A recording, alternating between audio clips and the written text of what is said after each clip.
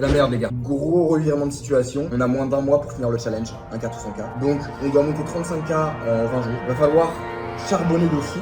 Allez, go! Ok les gars, on est parti pour une nouvelle session sur la 5-10 du Cambodge. Je décide de déposer 2000 $ à la table et je rencontre un nouveau joueur qui est un joueur français. Et un bon pote à moi qui est un joueur de high stake m'avait prévenu justement qu'un joueur français allait venir et il arrive devant moi. Et du coup j'envoie un message à mon pote pour comprendre un peu le profil, etc. Et je lui dis ouais, est-ce que le mec est bon, est-ce qu'il est compétent? Et il me dit ouais, c'est mon coach. Comment ça ton coach? Coach de quoi? Et il me dit c'est mon ancien coach de poker. Et du coup je me dis ok putain, on va avoir des embrouilles à la table, il commence à y avoir du niveau qui vient. Mais bon, c'est pas grave, ça va rendre les choses encore plus passionnantes. La session commence et directement je reçois une paire de 6 en début de parole. Un joueur récréatif en milieu de position call et on se retrouve en heads up sur un flop 7-6-2. Ici je décide de checker parce que c'est un board où il va pouvoir toucher beaucoup d'équité avec des overcards, avec des mains comme Dame Valet, Roi Dame, etc. Si je mise la plupart du temps il va juste fold. Par contre il peut toucher des assez belles turns et pour autant s'il a un 7 ou s'il a une main comme 8-8, 9-9, 10-10, eh bien il va la miser, je vais pouvoir raise et donc faire grossir le pot un maximum. Il décide de check, turn tombe un 8, je décide de check encore une fois pour les mêmes raisons, parce que si maintenant il a touché un 8, il va avoir tendance à bet, même avec une petite paire, il peut décider de check le flop et ensuite miser la turn, et encore une fois s'il a des mains comme Roi Dame, Dame Valet, etc., dans tous les cas si je mise il va juste fold, alors que c'est des mains qui peuvent toucher de l'équité sur la river, donc j'ai une préférence pour le check. Je check et il décide de miser 60 $. Plutôt content qu'il mette de l'argent au milieu, et je décide de relancer à 250 $ dans le but de faire all-in river, et juste de tout lui prendre s'il a un 8. Face à mon raise 250, il décide de call, river tombe la doublette du 8, et je décide de faire all-in pour 800 $.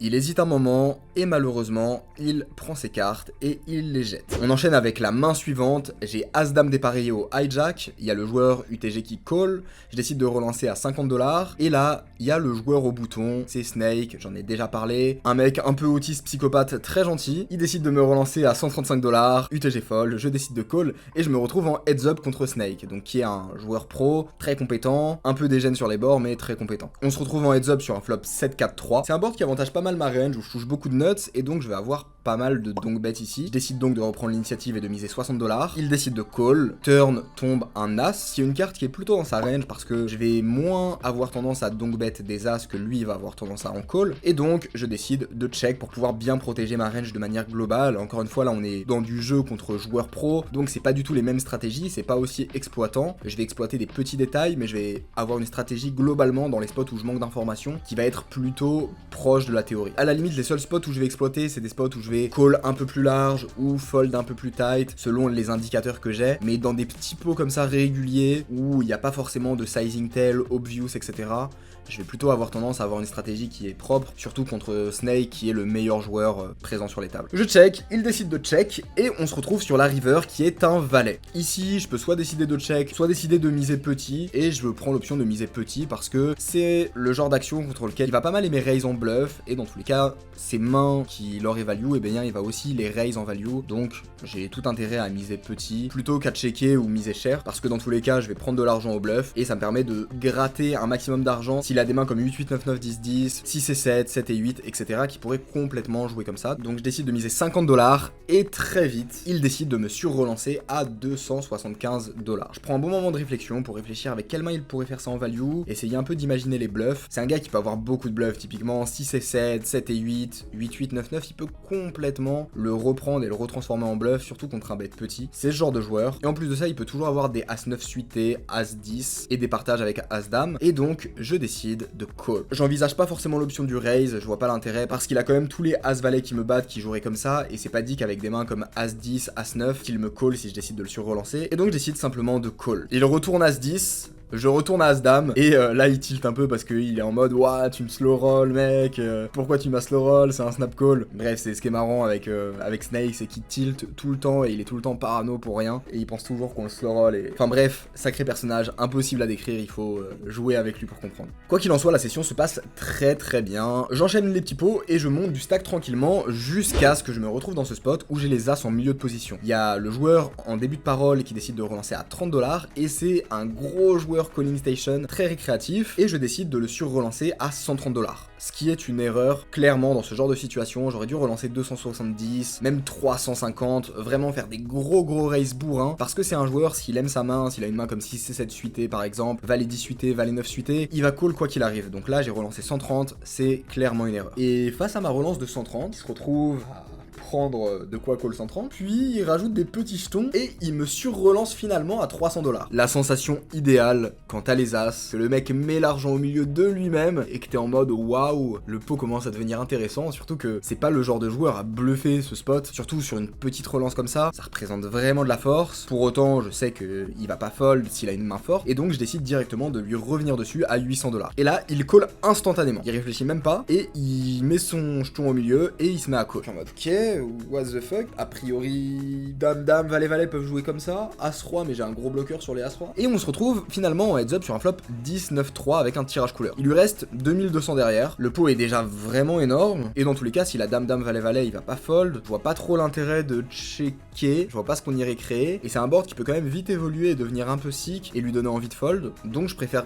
juste directement faire all-in et assurer ma value contre tous ces valet, dame. Et là, je décide de faire all-in, et là il hésite un long moment, genre vraiment long moment, et il finit par fold, mais vraiment dégoûté. Et quand il fold, il chuchote au joueur à sa droite, mais j'entends, il dit qu'il a foldé les dames. Le truc, c'est que je vois pas du tout ce joueur fold les dames, donc je fais un truc un peu tricky, c'est que je le regarde, lui il sait pas que je l'ai entendu, et je lui dis bon fold mec, j'avais les valets. Et juste pour voir sa réaction, pour voir s'il tilt, pour voir s'il réagit un peu en mode oh merde, et au final pas de réaction, il a juste acquiescé, et donc je pense pas qu'il avait les dames, je pense que s'il avait les dames au moment où je dis ça, il aurait un peu plus tilt, probablement un des combos de As-Roi qui restait, et où il a décidé de fold. Petit rappel les gars, si vous êtes en train de kiffer la vidéo, pensez à lâcher un petit like, à vous abonner, à donner de la force dans les commentaires accessoirement, ça fait méga plaisir, je lis tous les commentaires. Voilà, des bisous, bonne fin de vidéo. En tout cas, ça se passe très bien, je suis en positif d'à peu près 2000 $ sur la session, ça roule tout seul, tranquillement, et je décide de changer de place pour aller chasser un des joueurs récréatifs de la table, et je reçois une paire d'as encore une fois au cut-off, easy session, easy poker, il y a Snake en début de parole qui décide de relancer à 30 $, et je décide de le relancer à 130 $. Et là, il y a le joueur récréatif, celui qui disait qu'il avait fold les dames, qui décide de me call en small blind. Et là, il y a Snake qui décide de sur-relancer à 400 $. C'est un spot très particulier, parce que Snake décide de relancer dans un spot où le joueur en small blind calling station a call, et donc il sait qu'il va pas fold a priori, parce que c'est un joueur qui est très calling station, une fois qu'il met l'argent dedans, il est pas là pour fold, et donc ça relance 400, elle va pas lui faire peur. Mais Snake, c'est vraiment un dégène, genre, il va mettre des gros bluffs contre la grosse calling station de la table, et c'est un mec qui des fois fait des sessions à plus 15k, mais des fois il fait des sessions à moins 20k, parce que genre juste, il en fout partout et il s'arrête jamais. Donc je suis dans ce spot, je me dis putain, Snake, il peut avoir vraiment beaucoup de bluffs, mais en même temps, il y a l'autre qui a probablement une main qui kiffe, et encore une fois, l'autre c'est une vraie calling station, et s'il kiffe vraiment sa main, bah il va mettre l'argent au milieu, il peut complètement avoir les 10, les valets, les dames ici, et le meilleur moyen de le déstacker c'est de relancer, celui qui est en small blind. Et Snake, il représente quand même de la force, et s'il a une main forte, bah, en tous les cas, il ira au milieu. Donc, spot assez compliqué, le call se joue. Finalement, je décide de prendre l'option pour mettre les sous au milieu direct et je décide de relancer à 1000 $. Le joueur en small blind est assez dégoûté de mon raise. Il dit qu'il a vraiment envie de call, qu'il a vraiment envie de voir le flop et tout. Et il décide de fold avec 8 et 9 suités. Et il y a Snake qui décide aussi de fold. Les deux veulent ouvrir le flop. On ouvre le flop, ça tombe valet 17.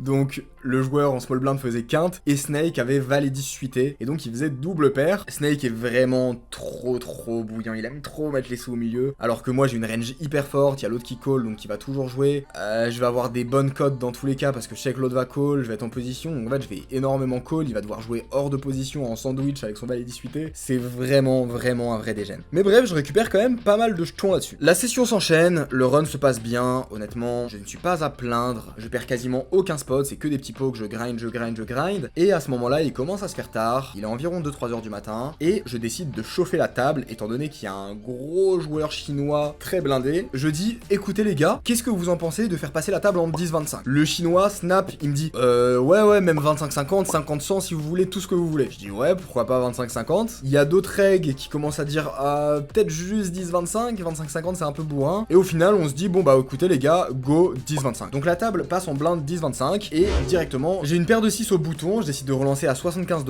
Il y a le gros joueur récréatif chinois chinois qui décide de call, et il y a Léo, qui est le joueur français très compétent dont je vous parlais au début, qui décide de surrelancer à 325 $ en grosse blinde. C'est une grosse relance en termes de montant financier, mais en termes de blinde, c'est pas grand chose étant donné que les blindes sont très hautes. 10-25 ça commence à jouer plutôt pas mal. Je décide de call parce que je suis au bouton, j'ai des super bonnes codes, je vais pouvoir jouer en position. Et là-dessus, le joueur chinois récréatif en small blind décide aussi de call. Ce qui est un peu chiant dans le spot contre le joueur français, c'est que je sais qu'il est compétent, je sais qu'il me connaît et qu'il connaît les vlogs, donc qu'il connaît mon jeu, mais je ne sais pas ce qu'il sait de moi. Il m'a vite fait parler de la chaîne, mais je sais pas à quel point il la regarde, à quel point il connaît le jeu que je montre, c'est quoi son opinion là-dessus. Donc c'est un spot qui est un peu compliqué parce que la plupart des gens en général me voient comme un dégène, mais il y en a certains qui regardent juste 2-3 vlogs et donc qui sont pas forcément tombés sur des mains what the fuck. Donc quand j'échange avec des abonnés que je rencontre sur les tables, j'ai vraiment des opinions très différentes à chaque fois, et donc je ne sais pas sur quoi m'appuyer, je suis un petit peu dans le flou, et ça me pose un peu problème. Mais bon, quoi qu'il en soit, même si j'ai ce léger désavantage, je me devais de call. Et donc on se retrouve sur un spot qui fait quasiment 1000 $,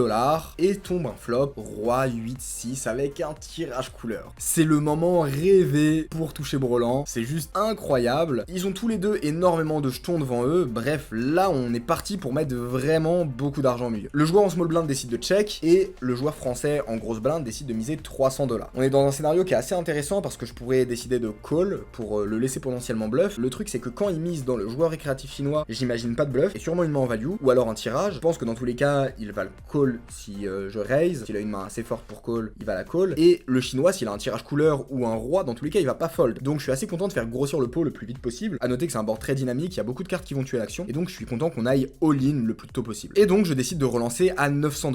Malheureusement, le joueur chinois en small blind fold, et là, le joueur français en grosse blind décide de call. Plutôt une bonne nouvelle, il a quelque chose, on est parti pour mettre des sous au milieu. On se retrouve sur une turn qui est un magnifique roi. À noter qu'à ce moment-là, il a que 2700 $ derrière. Et donc j'ai pas besoin de faire trop cher, l'objectif c'est de le laisser rentrer tranquillement en bettant assez petit pour être sûr de le mettre à all-in river assez facilement. Le problème de ce spot, c'est que je sais pas ce qu'il pense de moi. S'il pense que je suis dégène, et ben dans tous les cas il va trouver plein de calls, mais si il comprend que je suis juste un joueur qui réfléchit et qu'au final dans ce spot je vais pas avoir de bluff étant donné qu'il y a le joueur chinois, il peut faire des gros folds. Donc j'ai pas envie de miser trop cher, et donc je décide de miser 900 $. Et là il se met à hésiter un long moment. Genre vraiment, il regarde le board, il réfléchit, il refait l'arbre de décision, et il se met vraiment à réfléchir hyper longtemps, et ça avait l'air assez authentique. Il me dit ok, à ce moment là je suis content de pas avoir fait plus cher. Finalement il décide de call, et je suis hyper content parce que je me dis ok, 900 $ de plus dans la poche, c'est beau. Et river tombe un 10 qui rentre la flush. C'est une très bonne carte d'un côté parce que j'avais peur qu'il y ait un roi ou un 8, mais en même temps c'est une carte qui est un peu dommage parce qu'elle fait toucher quelque chose à tous mes bluffs, et donc là j'ai plus trop de bluffs en perçu, déjà que j'en ai peu dans le spot de base, et donc je représente vraiment beaucoup de force, et il va falloir qu'il se chauffe pour me call. Néanmoins il lui reste que 1800 derrière, et le pot est énormissime, et donc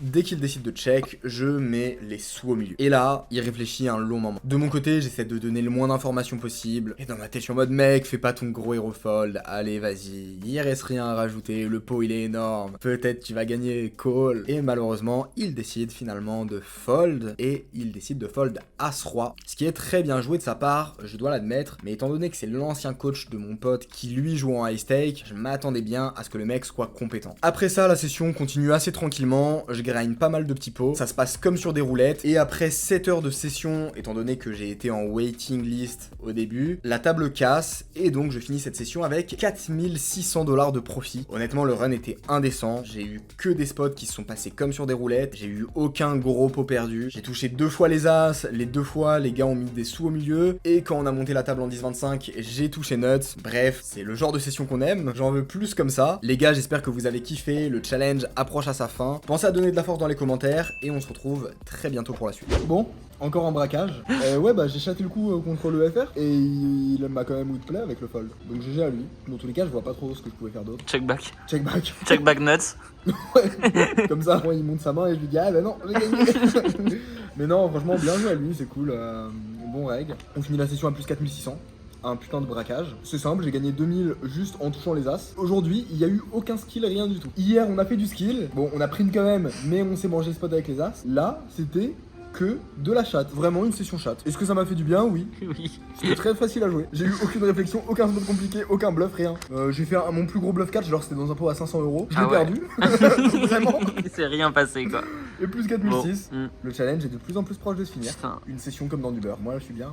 Va falloir défoncer les prochaines sessions, quoi. Parce que là, faut finir dernière ligne droite. Hein. On y est. Dernière ligne droite. Allez.